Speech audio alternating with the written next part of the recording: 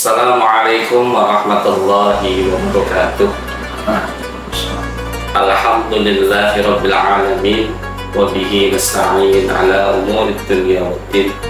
Wassalatu wassalamu ala asyrafil anbiya'i wa imamil mursalin sayyidina wa habibina wa qurrati a'yunina Muhammadin sallallahu alaihi wasallam. La hawla wa la quwwata illa billahil aliyyil azim. Amma Hadratal muhtaramin, para alim ulama yang senantiasa kita selalu tunggu fatwanya dan selalu kita hadapkan keberkahan doanya. Ikhwan wa akhwat rahimakumullah. Pertama-tama marilah kita panjatkan puja dan puji syukur kita kehadirat Allah Subhanahu wa taala yang mana telah memberikan kenikmatan yang begitu luar biasa kepada kita semuanya, sehingga kita bisa menjalankan perintahnya dengan sebaik-baiknya dengan ucapan alhamdulillah wa syukurillah ala ni'amillah. Sholawat serta salam tak lupa kita sanjungkan kepada Nabi Muhammad sallallahu alaihi wasallam bi qaulina Allahumma shalli ala sayyidina Muhammad wa ala ali sayyidina Muhammad.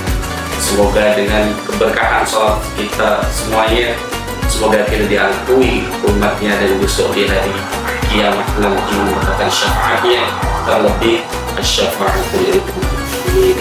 Wallahu a'lam. Ikhwan wa akhwat rahimakumullah. Pada kesempatan yang baik ini kita akan membahas sejarah tentang ibadah puasa pada zaman sebelum Rasulullah Sallallahu Alaihi Wasallam, yang mana Allah telah berfirman dalam Al-Quran, Bismillahirrahmanirrahim.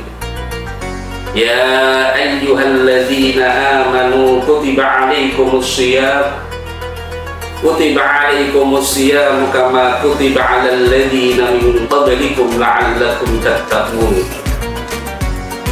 Yang artinya, ya ayyuhalladzina amanu, wahai para orang-orang yang beriman, kutiba alaikum, telah diwajibkan kepadamu asyam, puasa, kama kutiba alal ladzina min qablikum, sebagaimana telah diwajibkan kepada orang-orang min qablikum, sebelum kalian semua, la'allakum tattaqun, supaya menjadi hamba yang bertakwa. Dari ayat tersebut bahwasanya sebelum umat Nabi Muhammad Sallallahu Alaihi Wasallam diperintahkan untuk puasa, nabi-nabi sebelumnya juga sudah diperintahkan untuk puasa. Seperti halnya sebagian dari beberapa nabi yang sudah diwajibkan atau yang sudah disyariatkan untuk puasa adalah Nabi Adam. Pada waktu itu Nabi Adam puasa selama 40 hari ketika Nabi Adam diturunkan di dunia oleh Allah Subhanahu wa ta'ala. Dan mulai puasa Nabi Adam adalah puasa atau yang kita kenal dengan Yaumul Bid, yaitu setiap bulan puasa tanggal 13, 14, 15 bulan Hijriah. Itu dimulai dari Nabi Adam.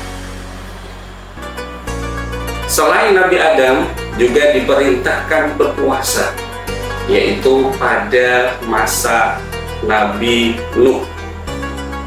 Pada waktu itu ketika Nabi Nuh dan sahabatnya atau umatnya selamat dari banjir, akhirnya Nabi Nuh diperintahkan untuk puasa oleh Allah Subhanahu wa ta'ala. Dan juga pada masa Nabi Musa, juga sebelum Nabi Musa mendapatkan wahyu dari Allah Subhanahu wa Ta'ala, yang mana Nabi Musa waktu itu naik ke Gunung Tursina, beliau juga diwajibkan atau diperintah untuk berpuasa oleh Allah Subhanahu wa Ta'ala. Dilihat dari beberapa sejarah tentang puasa daripada nabi-nabi sebelum Rasulullah SAW, itu memiliki esensi benang merah dengan puasa Ramadan yang sebagaimana kita lakukan, yaitu ada 4 yang bisa dikatakan sama dengan puasa pada nabi-nabi sebelumnya. Yang pertama, dengan tujuan tazkiyatun nafs atau sebagai penyucian diri, karena dilihat dari beberapa sejarah, banyak para nabi yang telah melakukan kesalahan dengan menyucikan dirinya dengan berpuasa. Terus yang kedua adalah taqarrub minallah, yaitu dengan kedekatan diri kita kepada Allah Subhanahu wa Ta'ala. Dan yang ketiga adalah sebagai sebelum mendapatkan wahyu, maka Allah memerintahkan puasa tersebut. Sedangkan puasa bulan Ramadan yang disyariatkan kepada umat Nabi Muhammad SAW itu adalah sebagai penyempurna ibadah puasa terhadap nabi-nabi yang sebelumnya. Dan dari sini kita melihat bahwasanya puasa Ramadan hukumnya adalah wajib bagi umat Islam sedunia. Dari sejarah tersebut, kita akan mengambil atau kita bisa harus mengetahui apa arti dari puasa tersebut. Dilihat dari arti secara bahasa, puasa berarti al-imsak, yang berarti menahan. Sedangkan puasa dilihat dari arti secara istilah, yaitu al-imsaku anil muftirat yauman kamilan minal fajri ila ghurubis syamsi biniyatin makhsusatin, yang artinya menahan diri dari segala sesuatu yang membatalkan puasa, baik itu makan, minum, bahkan berhubungan badan dengan suami istri, antara suami istri. Dimulai dari fajar sampai surutnya atau sampai terbitnya matahari dengan niat yang khusus, yaitu kalau bulan Ramadan berarti ini adalah puasa yang wajib, berarti fardu. Nah, ini makna dari puasa tersebut. Kita sebagai orang Islam yang mempunyai kewajiban untuk melaksanakan ibadah puasa tersebut. Tapi di zaman sekarang ini, kita lihat di zaman generasi Z, nah, bahwasanya apa relevansinya dari generasi Z ini tentang sejarah dari puasa tersebut. Nah, bahwasanya generasi Z ini adalah, kita ketahui bahwasanya generasi yang sangat aktif, atau dia yang sangat detail dalam menyikapi sesuatu masalah. Padahal di sini adalah kita membahas tentang puasa.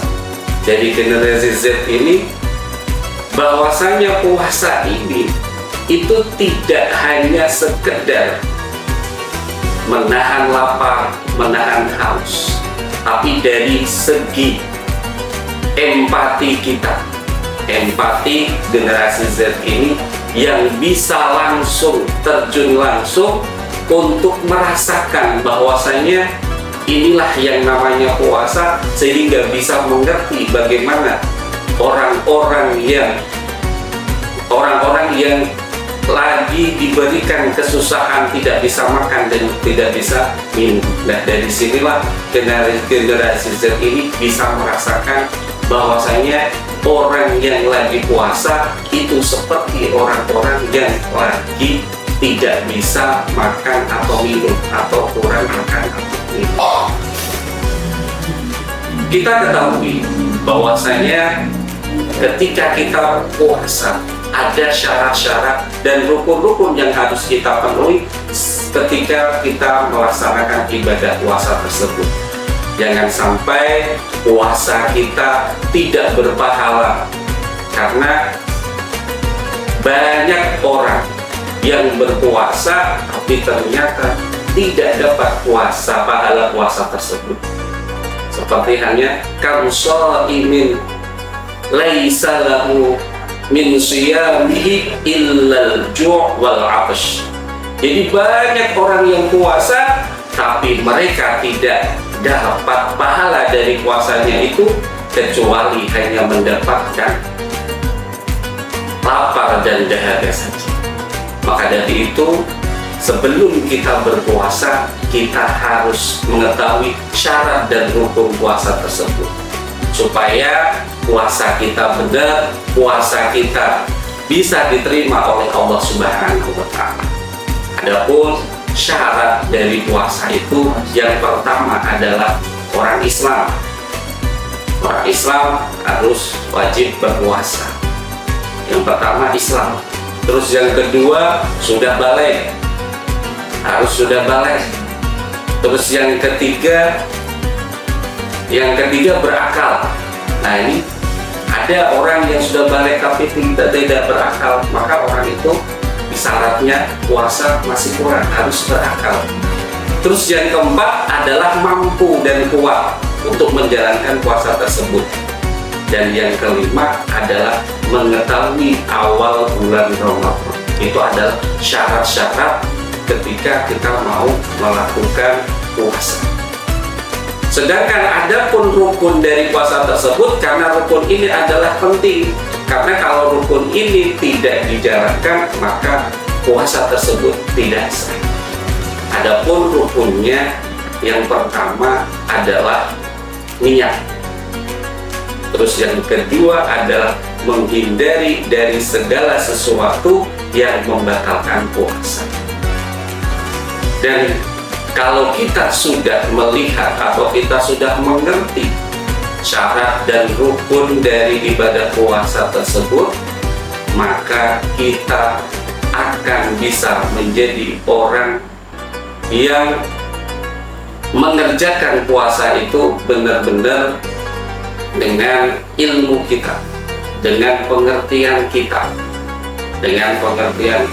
sehingga kita melaksanakan ibadah puasa ini benar-benar lillahi ta'ala, dan kita bisa mendapatkan pahala dari Allah Subhanahu wa Ta'ala.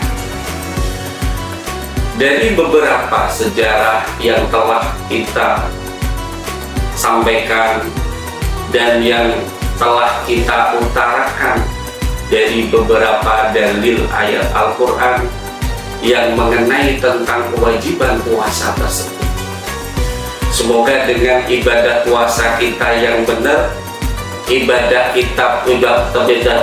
puasa kita yang sesuai dengan syarat dan rukunnya, semoga Allah meridhoi sehingga kita menjadi orang yang la'allakum tattaqun, sehingga menjadi orang yang bertakwa kepada Allah. Dengan adanya puasa ini, maka akan diberikan oleh Allah sebagai orang yang bertakwa. Karena apa? Inilah orang yang mulia di sisi Allah, bukan karena hartanya, bukan karena wajahnya, dan bukan karena apa-apa, tapi orang yang mulia di sisi Allah hanya karena ketakwaan. sesuai dengan dalil Allah Subhanahu wa Ta'ala. Bismillahirrahmanirrahim. Inna akramakum 'indallahi atqakum. Inna akramakum, sesungguhnya kemuliaan kalian semua, kemuliaan kalian semua manusia yang ada di dunia ini, indallah, menurut Allah, atqakum, yaitu adalah ketakwaan kalian. Jadi kalau kita ingin mulia di sisi Allah, maka ketakwaan kita kepada Allah harus kita jaga dan harus kita tambah setiap hari. Dan semoga dengan ibadah puasa kita di bulan Ramadan ini menambah keimanan dan ketakwaan kita kepada Allah Subhanahu wa Ta'ala, sehingga kita menjadi orang yang muttaqin, orang yang selalu di jalan Allah dan selalu bertakwa kepada Allah.